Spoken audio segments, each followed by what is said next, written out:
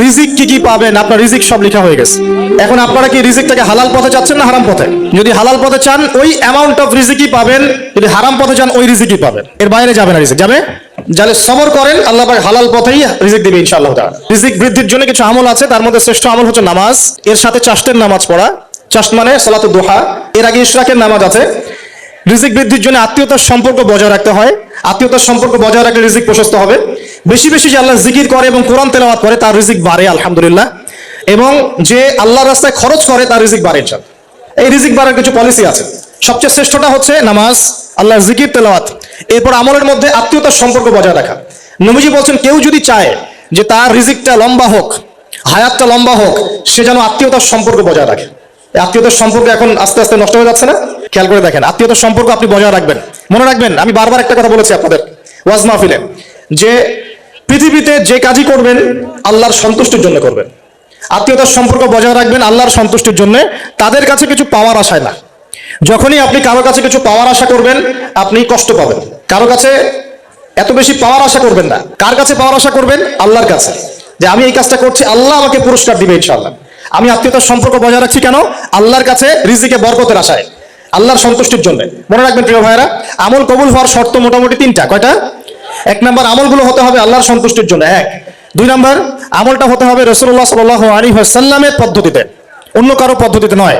তিন নাম্বার, আমলটা করার জন্য আপনার রিজিকটা হতে হবে হালাল। হারাম রিজিকের আমল আল্লাহর কাছে কবুল হয় না। আল্লাহ পাক আমাদের সবাইকে হালাল রিজিকের ব্যবস্থা করে দিন এবং রিজিকটাকে প্রশস্ত করুন, আমিন। তো রিজিক লেখা হয়ে গেছে, দুই। তিন নাম্বার, লেখা হয়ে গেছে এ ব্যক্তি কি কি কাজ করবে দুনিয়ায়, এই ব্যক্তি দুনিয়ায় কি কি কাজ করবে সব লেখা হয়ে গেছে। এখন যদি একটা চোর বলে যে আল্লাহ পাক আমার তাকদিরে লিখেছিলেন যে আমি চুরি করব, তাই আমি চুরি করেছি। এখন যদি একজন ধর্ষক বলে আল্লাহ আমার তাকদিরে লিখেছিল যে আমি ধর্ষণ করব, তাই ধর্ষণ করেছে। এখন যদি যারা এই জনগণের কিছু সম্পদ আত্মসাৎ করে খেয়ে ফেলছে তারা যদি বলে আল্লাহ তাকদিরে লিখছিলেন জন্যই দুর্নীতি করেছি, তাহলে কথাটা কি হবে? গ্রহণযোগ্য হবে? এখন যদি দলিল দেয় তাকদিরে তো লেখা ছিল। এই আকীদাটার নাম হচ্ছে জাবারিয়া আকীদা। এমন একজন ব্যক্তি উমর রাদিয়াল্লাহু আনহুর দরবারে এসেছিল, চোর চুরি করেছে, ধরা পড়েছে। উমর রাদিয়াল্লাহু আনহু বলেছেন হাত কেটে ফেলো। তখন সে বলছে যে আমার হাত তো কাটা যাবে না, কেন? আল্লাহ পাক তাকদিরে লিখেছেন আমি চুরি করব, তাই চুরি করেছে। তো উমর রাদিয়াল্লাহু আনহুর সামনে এই কথাটা বলেছে। আর উমর রাদিয়াল্লাহু আনহু কি বিচক্ষণ মানুষ ছিলেন না বোকাশোকা ছিলেন? তার মতো শাসক পাওয়া যাবে? তার মতো আরো একজন শাসক আসবে ইনশাআল্লাহ পৃথিবীতে, তার নাম কি? নবী ঈসা আলাইহিস সালাম ইনশাআল্লাহ তাআলা। এবং তার আগে আরো একজন ইমাম আসবেন, তার নাম কি? তার নাম হচ্ছে মুহাম্মদ। কি নাম? তার নাম মুহাম্মদ, তার উপাধি হচ্ছে মাহদি। কখন আসবেন? যখন পৃথিবীতে যুদ্ধ বিগ্রহ ছড়িয়ে পড়বে, ব্যাপক আকারে মালহামা চলবে, তখন আসবেন। কাদের পক্ষে আসবেন? মুসলিমদের পক্ষে। কি উদ্দেশ্যে আসবেন? সারা বিশ্বে জুলুম তুলে ফেলার জন্য। এবং আরেকটা কি উদ্দেশ্য? ওই জেরুজালেম উদ্ধার করার জন্য। কোন জেরুজালেম? যেটা এখন ইহুদিরা দখল করে আছে। চারপাশে আরবরা, মাঝখানে ও কেমন করে দখল করে আছে? আরবদেরকে হাতের মুঠোয় নিয়ে নিয়েছে। এই কারণে মুনাফিকদের উপর টিকে আছে সে, এবং তার পশ্চিমা মিত্রদের উপর টিকে আছে। ঈসা আলাইহিস সালাম কেন আসবেন? এই জায়গাটা পুনরুদ্ধার করার জন্য। ঈসা আলাইহিস সালাম কি পরাজিত হবেন না বিজয়ী হবেন? কত বছর বিশ্ব শাসন করবেন? 40 বছর। এগুলো হবে বিশ্বে, এগুলো হওয়া এখনো বাকি আছে। আরো কি হবে? মুসলিমরা কনস্ট্যান্টিনোপল আবার জয় করবে। এই কনস্ট্যান্টিনোপলের মধ্যে ফিতনা দেখা দিবে অচিরেই, মুসলিমরা ওইটা আবার দখল করবে ইনশাআল্লাহ তাআলা। আরো কি হবে? বললাম ভূমিকম্পের বছরগুলো আসবে সামনে, এবং মুতায়নুন শাদীদ, মহামারীও আসবে। আরো কি? বড় বড় 3টা ভূমিকম্প বাকি আছে এখনো। আগে বলেছি লেকচারে, একটা পৃথিবীর পূর্বে, একটা পশ্চিমে, একটা মাঝখানে। এগুলো এখনো বাকি আছে। বিশ্বে অনেক কিছু হওয়া এখনো বাকি আছে। এখন যা দেখছি এগুলোই সব না, এগুলো চলে যাবে। সময় কি হবে? চলে যাবে। আরো নতুন সময় আসবে ইনশাআল্লাহ তাআলা। আমাদের দায়িত্ব কি? আমাদের দায়িত্ব পরিস্থিতি বুঝে দিন ধরে রাখা, আমল করা এবং মানুষকে দিনের দিকে আহ্বান করা। আমরা যদি দায়িত্ব পালন না করি তাহলে কি হবে? আল্লাহ পাক আমাদেরকে সরিয়ে দিয়ে নতুন কওম নিয়ে আসবেন। আল্লাহ পাক সূরা মুহাম্মাদে বলেছেন ওয়া ইন তাতাওয়াল্লাউ, তোমরা যদি মুখ ফিরিয়ে নাও, ইয়াস্তাবদিল কওমান গায়রাকুম, আল্লাহ পাক নতুন কওমকে তোমাদের জায়গায় স্থলাভিষিক্ত করবেন। সুম্মা লা ইয়াকুনু আমসালাকুম, তারা তোমাদের মতো হবে না, মানে আমাদের মতো অপদার্থ হবে না। উম্মার বিজয়ের শর্ত কি?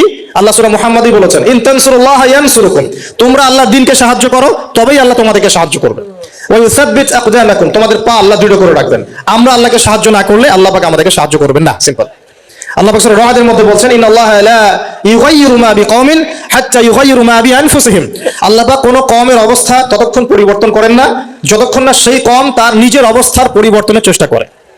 তাহলে আমাদের পরিবর্তন কেন হচ্ছে না? কারণ আমরা নামাজ ছেড়ে দিয়েছি। 90% মুসলিমের দেশে কত পার্সেন্ট নামাজ পড়ে চিন্তা করে দেখবেন। আমরা কোরআন ছেড়ে দিয়েছি। 90% মুসলিমের দেশে কত পার্সেন্ট বিশুদ্ধ করে কোরআন তেলাওয়াত করতে পারে একটু খোঁজ নিয়ে দেখবেন। কোরআন শুমারি করে দেখেন, নামাজ শুমারি করে দেখেন, তাহলে বুঝতে পারবেন। আর যারা কোরআন পড়তে জানে তাদের মধ্যে কত পার্সেন্ট কোরআনের অর্থটা বোঝে, এটা আরো বড় বিষয়। তারপরে আবার কারা মেনে চলে, এটা আরো বড় বিষয়। আর আমরা কতজন মানুষ দিন ইসলামকে সামগ্রিক দিন হিসেবে মানি, এটাও একটা বড় বিষয়। আমরা মানি ঠিকই, আংশিক আংশিক। যেমন ইবাদত বন্দেগীর জীবনে মুসলমান, অর্থনৈতিক জীবনে গিয়ে আবার সুদখোর, এমন না বিষয়টা? ইবাদত বন্দেগীর জীবনে আমি পাক্কা মুসলিম, কপালে সেজদার দাগ আছে মাশাআল্লাহ, দাড়ি টুপিও আছে মাশাআল্লাহ, কিন্তু ব্যবসায় গিয়ে মাপে কম দিচ্ছি না, ব্যবসায় গিয়ে আমি হারাম ভেজাল দিচ্ছি কিনা, এরকম হচ্ছে কিনা? হচ্ছে। কিন্তু সে কিন্তু মুসলিম এবং নামাজও পড়ে। তা আমাদের সমস্যা ভাই এখানেই। এখন এই সমস্যাটা সলভ করলে ইনশাল্লাহ সব সমস্যা সলভ হয়ে যাবে ইনশাল্লাহ। সমস্যাটা কি, আমরা ইসলামটাকে আংশিকভাবে মানি, পরিপূর্ণ জীবনে ইসলাম বাস্তবায়ন করতে পারছি না। আমি আপনি হয়তো কেউই পারছি না, ফখর করলে বলার নাই যে আমি খুব পারছি, আসলে আমিও পারছি না। কারণ এই যুগে এটা পারাটা খুব ডিফিকাল্ট, এই যুগে পারাটা কি খুবই কঠিন। কিন্তু এটাই তো এই যুগের চ্যালেঞ্জ। নবীজি বলেছেন তোমাদের সামনে এমন যুগ আসছে যে যুগে ঈমান ধরে রাখাটা হাতের মধ্যে আগুন ধরে রাখার মতো হবে। তবে সুসংবাদ ওই যুগে তাদের জন্য যারা আমার সুন্নতকে আবার জীবিত করতে পারবে, যে আমার মৃত সুন্নতকে জীবিত করবে, আল্লাহ পাক তাকে দুধ মানে প্রেমময়, আল্লাহ পাক ভালোবাসেন কিনা? তাহলে এই পুরো মহাবিশ্ব সৃষ্টি করে আল্লাহ পাক কি মহাবিশ্বের মধ্যে ভালোবাসা ছড়িয়ে দেন নাই?